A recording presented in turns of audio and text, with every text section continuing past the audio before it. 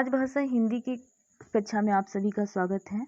आज हम लोग हिंदी यूजीसी नेट दिसंबर 2005 के प्रश्नों को करेंगे। इसमें कुल 50 प्रश्न हैं। तो आइए शुरू करते हैं आज के प्रश्न पत्र। तो आइए शुरू करते हैं आज के पहले प्रश्न के साथ। पहला प्रश्न है, अपभ्रंश शब्द का प्रयोग सर्वप्रथम किसने किया? भरत, यहाँ भरत मुनि से हैं, पतंजलि, राजशेखर और भामा। तो अपभ्रंश शब्द का सर्वप्रथम प्रयोग किया था पतंजलि ने। अगला देखते हैं, 84 वैष्णवों की वार्ता किसकी रचना है? तो गोस्वामी तुलसीदास, नंददास, नाभादास, गोस्वामी गोकुलनाथ। तो 84 वैष्णव की वार्ता है गोकुलनाथ की। अगला देखते हैं, भारतीय संविधान के किस अनुच्छेद में हिंदी को राजभाषा घोषित किया गया है? 343, 434, 334, 445। तो भारतीय संविधान में हिंदी को राजभाषा घोषित किया गया है। तो ये घोषित किया गया है 343 में। अगला देखते हैं, आल्हा किस ऋतु में गाया जाता है? तो आल्हा जो है वो वर्षा ऋतु में गाया जाता है। अगला देखते हैं, विशलदेव रासों के रचयिता हैं जगन्नाथ, नरपति नाहल, चंद्रबरदाई और सारंग। तो विशलदास रासों के रचनाकार हैं नरपति नाहल। अगला देखते हैं, इंदुई ए हिंदुस्तानी के रचनाकार हैं। तो कौन है? किथ हैं, ग्रेसन है, गार्सा दत्तासी हैं और डी है गिलक्राइट है। तो इंदुई ए हिंदुस्तानी जो है वो हिंदी की प्रथम ऐतिहासिक रचना है और इसकी रचना किया है गार्सा दत्तासी ने। ये एक फ्रेंच भाषा की रचना है। मुंडा भाषा परिवार का क्षेत्र कौन सा है? राजस्थान, मध्य प्रदेश, तमिलनाडु, छोटा नागपुर। तो मुंडा भाषा परिवार जो है वो छोटा नागपुर के क्षेत्र से है।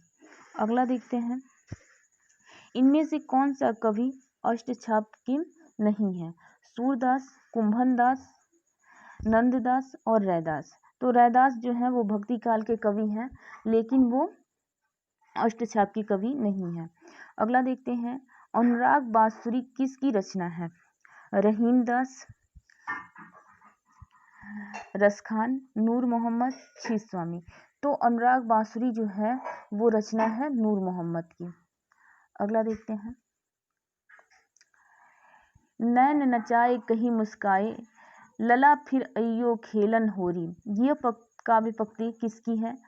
तो पद्माकर, मतीराम, घनानंद, देव।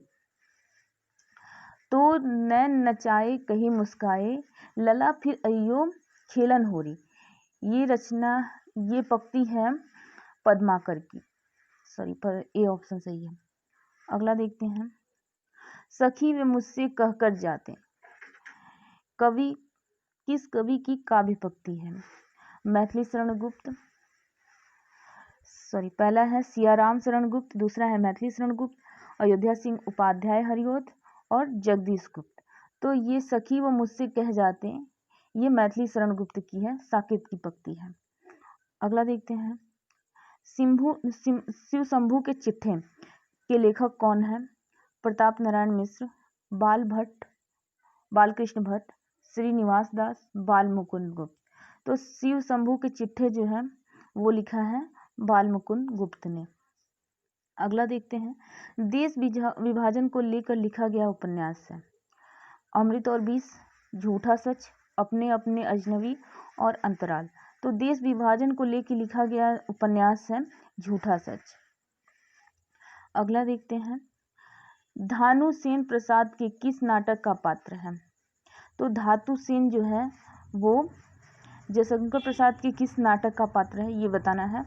तो जयश्री, चंद्रगुप्त, ध्रुव स्वामी, स्कंदगुप्त। तो जो है धातु सेन वो स्कंदगुप्त का पात्र है। अब इसमें है, निम्नलिखित रचना में से कौन सा यात्रा वृत्तांत है? तो यात्रा वृत्त है कीड़ों पे चांदरी, भूखे बिसरे चित्र, अपनी खबर, पथ के साथी। तो चीड़ों पर चांदनी जो है ये यात्रा वृत्तांत है और ये रचना है निर्मल वर्मा की। अगला देखते हैं, नया ज्ञानोदय पत्रिका के संपादक कौन है? मृणाल पांडे, रविंद्र कालिया, प्रभाकर छेत्री, ज्ञान रंजन। तो नया ज्ञानोदय का है कौन है? ये प्रभाकर छेत्री। अगला देखते हैं, दक्षिण भारत हिंदी प्रचार सभा का मुख्यालय कहाँ है? बंगलौर, चेन्नई, हैदराबाद, एर्नाकुलम। तो दक्षिण भारत का हिंदी प्रचार सभा जो है वो है चेन्नई में। अगला देखते हैं, व्यंजना शक्ति का कार्य क्या है? तो इसका कार्य देखते हैं, मूल अर्थ को व्यक्त करना, प्रयोजन को व्यक्त करना, मुख्यार्थ की व्याख्या करना, मुख्यार्थ में छिपे अकथित अर्थ को व्यक्त करना। तो व्यंजना का मुख्य शक्ति का मुख्य क्या कार्य है? तो वो है मुख्यार्थ में छिपे अकथित अर्थ को व्यक्त करना। अगला देखते हैं, विखंडनवाद के प्रवर्तक कौन है? तो देखते हैं ऑप्शन, देरिता, लिविस, फुकुयामा और ग्राम्सी। तो विखंडनवाद के प्रवर्तक जो है वो है देरिदा। अगला देखते हैं, काव्य में निर्वैतिकतावाद के सिद्धांत की स्थापना किसने की? कॉलरिज ने, मैथ्यू अल्कॉल्स ने, टी.एस. एलियट्स ने और आई.ए. रिचर्ड ने। तो काव्य में जो नैतिकता के सिद्धांत की स्थापना की थी वो किया था टी.एस. एलियट ने। अगला देखते हैं, इसमें लिखा है, प्रश्न संख्या 21 से 25 तक दी गई स्थापनाओं और तर्कों को ध्यानपूर्वक पढ़ें और बहुविकल्पी प्रश्नों के उत्तर में सही उत्तर का चयन करिए। तो स्थापना है, भक्तिकालीन हिंदी कविता लोक मंगल के प्रति समर्पित है। तर्क है, लोकहित भक्ति काव्य का मुख्य उद्देश्य है। तो ये दोनों बातें सत्य हैं, इसलिए ऑप्शन बी सही होगा। अगला देखते हैं, स्थापना है, वियोगी होगा पहला कवि, आज से उपजा होगा गान, उमड़ कर आंखों से चुपचाप वही होगी कविता अनजान। तर्क है, कविता की मूल प्रेरणा वेदना है। तो इसमें भी दोनों कथन सही हैं। अगला देखते हैं, स्थापना है, भारतेंदु युगीन हिंदी कविता राष्ट्रीय चेतना से अनुप्रमाणित है। तर्क है, सभी कवि राष्ट्रीय आंदोलन से सक्रिय थे। तो भारतेंदु युग में हिंदी कविता जो थी वो राष्ट्रीय चेतना से अनुप्रमाणित थी, लेकिन सभी कवि राष्ट्रीय आंदोलन में सक्रिय नहीं थे। तो इस तरह ऑप्शन डी सही होगा, ये सही है और सक्रिय नहीं थे, ये तर्क इसका गलत है। अगला देखते हैं, हिंदी के सभी नए कवि अस्तित्ववादी हैं। तर्क, हिंदी को नई कविता में एक ही भावधारा उपलब्ध है। तो इसमें देखिए, हिंदी के सभी कवि अस्तित्ववादी हैं, ये कथन गलत है। वहीं पे देखते हैं, हिंदी की नई कविता में एक ही भावधारा उपलब्ध है, तो ये भी गलत है। सभी कवि की भावना वो अपनी भावना होती है जो कवि कविता के माध्यम से व्यक्त करता है, किसी की भावना किसी से मैच नहीं करती। तो इस तरह ऑप्शन ए सही होगा, दोनों कथन गलत हैं। अगला देखते हैं, नारी चेतना की प्रमाणिक अभिव्यक्ति स्त्री लेखिकाएं ही कर सकती हैं। और तर्क है, स्त्री संबंधी सृजनात्मक लेखन और स्त्री विमर्श दोनों अलग हैं। तो ये बताइए, नारी चेतना की प्रासंगिक अभिव्यक्ति जो है वो स्त्री लेखिकाएं ही कर सकती हैं, ये कथन सही है। वहीं पे ये तर्क देखिए, स्त्री संबंधी सृजनात्मक लेखन और स्त्री विमर्श दोनों अलग अलग चीज है, नहीं, दोनों एक ही चीज है। तो इस तरह ये तर्क गलत है। तो ऑप्शन ए सही हो जाएगा, ए सही है और आर गलत है। अगला देखिए, कालक्रम की दृष्टि से सही अनुक्रम क्या है? तो इसमें होगा बंगदूत, हिंदी प्रदीप, ब्राह्मण और हंस। अगला देखते हैं, निम्नलिखित उपन्यासों का कालानुक्रम सही अनुक्रम क्या है? तो इसमें होगा परीक्षा गुरु, जो हिंदी का प्रथम उपन्यास है, उसके बाद कंकाल जयशंकर प्रसाद का उपन्यास है, शेखर ए जीवनी और सूर्य का सातवां घोड़ा। ऑप्शन नंबर डी सही होगा। अगला देखिए, हिंदी इतिहास लेखकों का कालानुक्रम सही क्रम बताइए। गारसा दत्तासी, शिव सेंगर और मिश्र बंधु, रामचंद्र शुक्ल, ये क्रम सही है। सबसे पहले गारसा दत्तासी जो थे वो फ्रेंच भाषा में सबसे पहले हिंदी साहित्य का इतिहास लिखने का कार्य प्रारंभ किया था। उसके बाद शिव सिंह सेंगर ने हिंदी में लिखा, फिर उसके बाद आते हैं मिश्र बंधु और फिर आते हैं रामचंद्र शुक्ल। अगला देखते हैं, कालक्रम की दृष्टि से निम्नलिखित नाटकों का सही अनुक्रम क्या है? तो इसमें होगा आषाढ़ का एक दिन, लहरों के राजहंस, आधे अधूरे, पैरों तले जमी। तो ऑप्शन नंबर ए सही हो जाएगा। अगला देखते हैं, कालक्रम की दृष्टि से निम्नलिखित कहानियों का सही अनुक्रम क्या है? तो इसमें होगा बुद्धू का कांटा, पूस की रात, पत्नी और परिंदे। परिंदे जो है वो जयशंकर प्रसाद की रचना है, पूस की रात जो है वो है प्रेमचंद की रचना है। आगे देखते हैं, कालक्रम की दृष्टि से निम्नलिखित आत्मकथाओं का सही अनुक्रम क्या है? तो इसमें होगा अपनी खबर, क्या भूलूं क्या याद करूं, अर्धकथा, आज के अतीत। ऑप्शन डी सही होगा। अगला देखिए, निम्नलिखित काव्य कृतियों का सही अनुक्रम क्या है? तो इसमें होगा प्रिय प्रवास, साकेत, कामायनी और लोकायतन। अगला देखते हैं, निम्नलिखित काव्य प्रवृत्तियों का सही अनुक्रमण क्रम क्या है? तो इसमें बताना है कि ये काव्य प्रवृत्तियों का सही अनुक्रमण क्या है। अनुक्रम है इसका ऑप्शन नंबर सी, अलंकारिकता, इतिवृत्तांत, शोषण का विरोध और क्षणवाद। अब 34 नंबर क्वेश्चन देखिए, आलोचना पत्रिका के संपादकों का सही अनुक्रम क्या है? तो आलोचना पत्रिका जो है उन्होंने शिवदान सिंह ने निकाला था, शुरुआत किया था, और उसके बाद आते हैं नंद दुलारे वाजपेयी, फिर आते हैं धर्मवीर भारती और लास्ट में नामवर सिंह। ये ऑप्शन नंबर डी सही होगा। अगला देखते हैं, इनमें से कौन सा अनुक्रमण संगत है? तो जयशंकर प्रसाद, स्कंदगुप्त और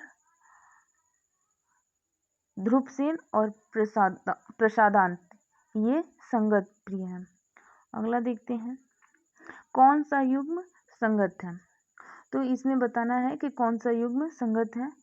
तो साहित्य लहरी, ये सूरदास की रचना है, इस तरह ये गलत हो जाएगा। और इसमें संगत बताना है तो ऑप्शन नंबर डी सही होगा, बैराग संदीपी, ये तुलसीदास की रचना है। अगला देखिए, इन सिद्धांतों को उनके आचार्यों के साथ सम्मिलित करना है। तो उत्पत्तिवाद जो है उसको लाया था भट्ट लोलत ने। उसके बाद आते हैं अनुमितिवाद जो है वो शंकुक का है। अभिव्यक्तिवाद जो है वो अभिनव गुप्त का सिद्धांत है। और वहीं पर देखते हैं भुक्तिवाद जो है वो भट्टनायक का है। तो इसमें मिलाते हैं कौन सा सही है। तो इसमें सही है ऑप्शन नंबर सी। अगला देखते हैं, इन रचनाओं को उन कवियों के साथ सम्मिलित कीजिए। तो इसमें बताना है कि किसकी रचना है। तो खुमार रासो जो है वो है दलपति विजय की। उसके बाद देखते हैं प्रमाल रासो जो है वो है जगनिक की। बिसलदेव रासो जो है वो है बिसलदेव रासो की रचना है नरपति नाहर। और पृथ्वीराज रासो का चंद्रवरदाई। तो इस तरह देखा जाए तो ऑप्शन नंबर ए सही होगा। अगला देखते हैं राजश्री। इसमें सुमिलित करना है, इसमें पात्र दिया गया है और ये रचना दी गई है और रचनाकार दिया गया है। तो राजश्री जो रचना है वो है जयशंकर प्रसाद की है, और दूसरा है यामागाथा, वो है दूधनाथ सिंह की। राम की लड़ाई ये लक्ष्मी नारायण लाल की है। सच कहूँ तो ये है प्रभाकर छेत्री की। तो इस तरह देखा जाए तो ऑप्शन नंबर डी सही होगा। अगला देखते हैं वसु। दूसरा है प्रभु जी मोरे अवगुण चित न धरियो, ये है सूरदास जी की पद है। वहीं पे देखिए अबलो नसानी अब न नसे हो, ये जो है ये तुलसीदास की पद है। अब है अबल अल्लाह नूर उपाया कुदरत के सब बंदे, ये जो है वो है कबीरदास की। तो इस तरह ऑप्शन देखते हैं, ऑप्शन नंबर ए सही होगा। अगला देखते हैं सुमिलित कीजिए, ये भी है। तो आइए 41वां देखते हैं। स्वर ध्वनियाँ कौन कौन सी हैं? तो स्वर ध्वनियाँ हैं अ, अंग, ए और अ। तालव्य ध्वनियाँ हैं च, छ, ज, झ। और अल्प प्राण जो ध्वनि है वो है क, त, प, ट। और घोष ध्वनियाँ जो हैं वो हैं ख, घ, फ और फ। तो इस तरह ऑप्शन जो है वो ऑप्शन डी सही हो जाएगा। अगला देखते हैं, ये सुमिलित करना है। एक तरफ सिद्धांत लिखा गया है और एक तरफ काव्य शास्त्री का नाम दिया गया है। तो इसमें बताना है कि जो कोच हैं वो किससे संबंधित है। तो क्रोचे जो है वो है अभिव्यक्तिवाद से ही संबंधित है। आई.एच. रिचर्ड जो है वो है संप्रेषण सिद्धांत से संबंधित है। कॉलरिज जो है वो है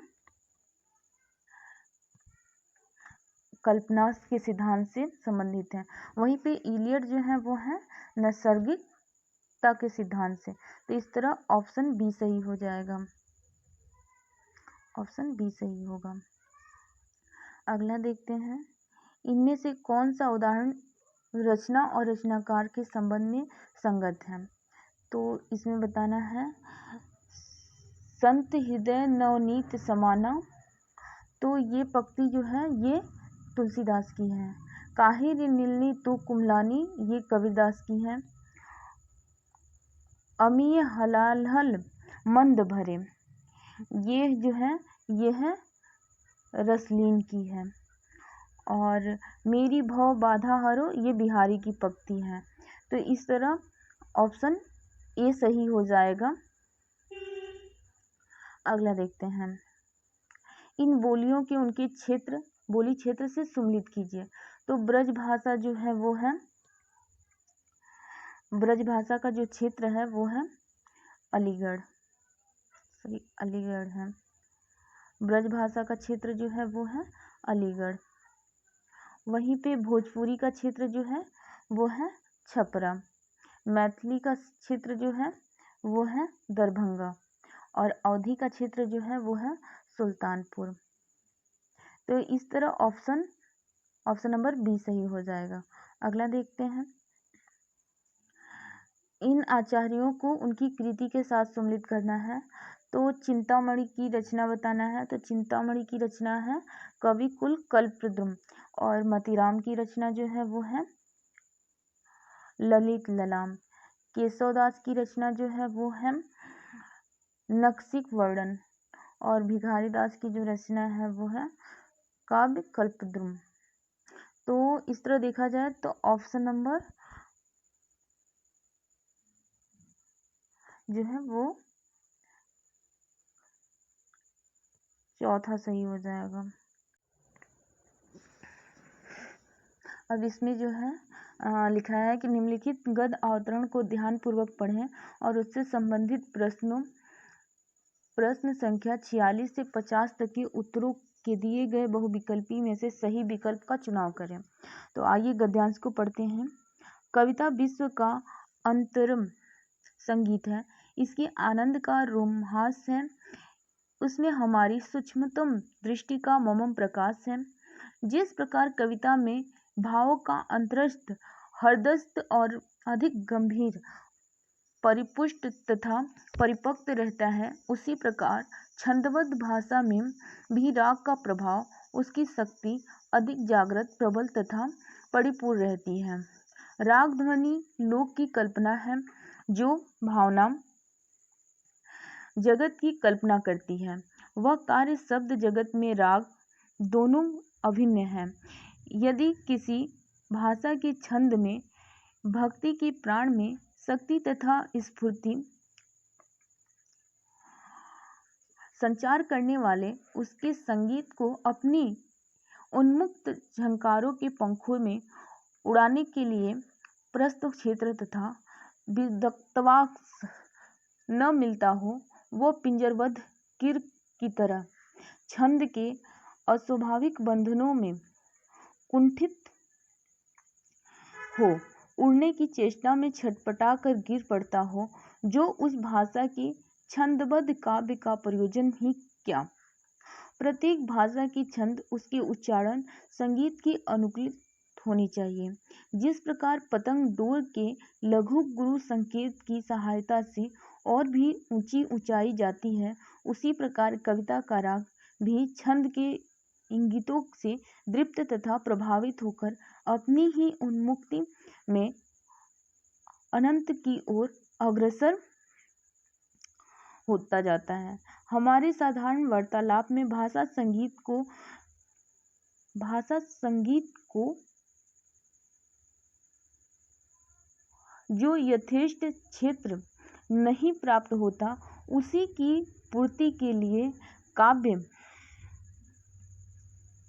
में छंदों का प्रादुर्भाव हुआ है। कविता में भावों की प्रगाढ़ संगीत के साथ भाषा की संगीत भी पूर्ण प्रतिस्फुट होना चाहिए, तभी दोनों में संतुलन रहता है। तो इसमें बताना है कविता का राग छंद के दृप्त होता है। यह कथन भ्रामक है, ये कथन गलत है, ये कथन सही है, ये कथन अस्पष्ट है। तो कविता का राग छंद के दृप्त है, ये कथन सही है।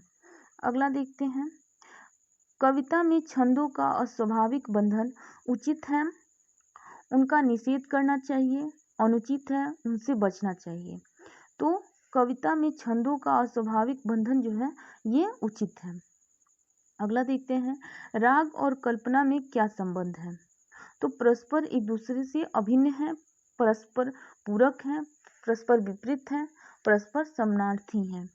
तो ये अभिन्न है होगा। राग और कल्पना में दोनों एक दूसरे से अभिन्न है। अगला देखते हैं, छंद के इंगित में कविता का राग। तो छंद के इंगित में कविता का राग अनंत की ओर अग्रसर होता है। अगला है, भाषा का संगीत किसका उपकारक है। तो ये है छंद का उपकारक है। इस तरह आज के प्रश्न कंप्लीट हुए। तो अगर सेशन अच्छा लगा हो तो चैनल को सब्सक्राइब जरूर करें।